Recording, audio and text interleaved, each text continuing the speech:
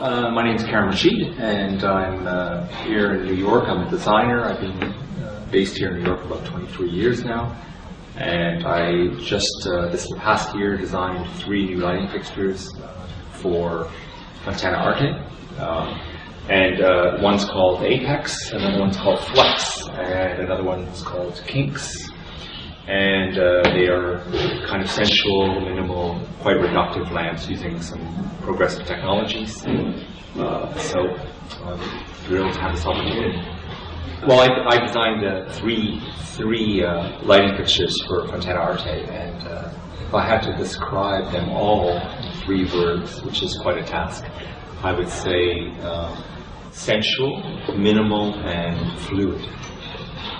Well, again, there's 3 lamps here, but I think they're all similar in the sense that what it really inspires me, or inspired the collection and the ideas, was to use new technology, LED technology, to afford us to make very reductive products, really reductive things.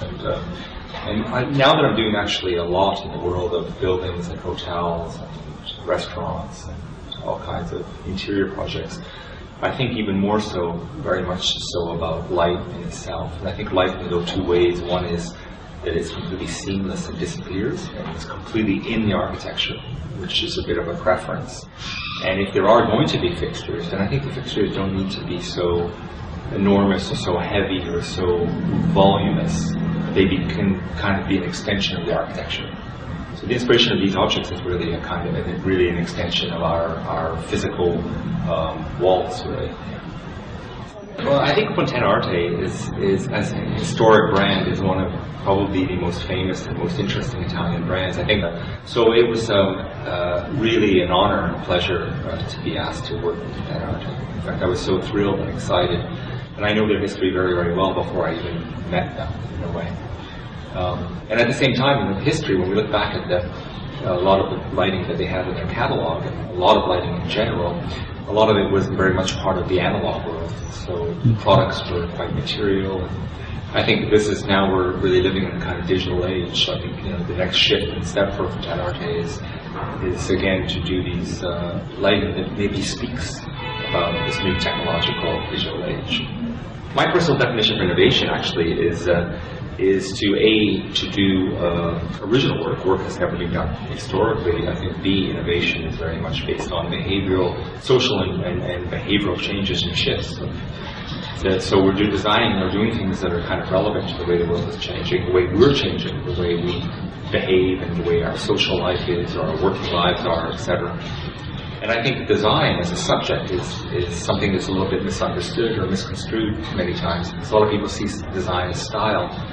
And in fact, a lot of designers are forced, including myself sometimes, to just style things rather than actually design. And I think when we design, we're really embracing the moment in which we live. So we're taking all the criteria of that moment and really trying to imbue that, embed that in the product we design. Hence, it will be very relevant at the time in which we live. So one could argue that design doesn't really exist without innovation. And design doesn't really exist without technology.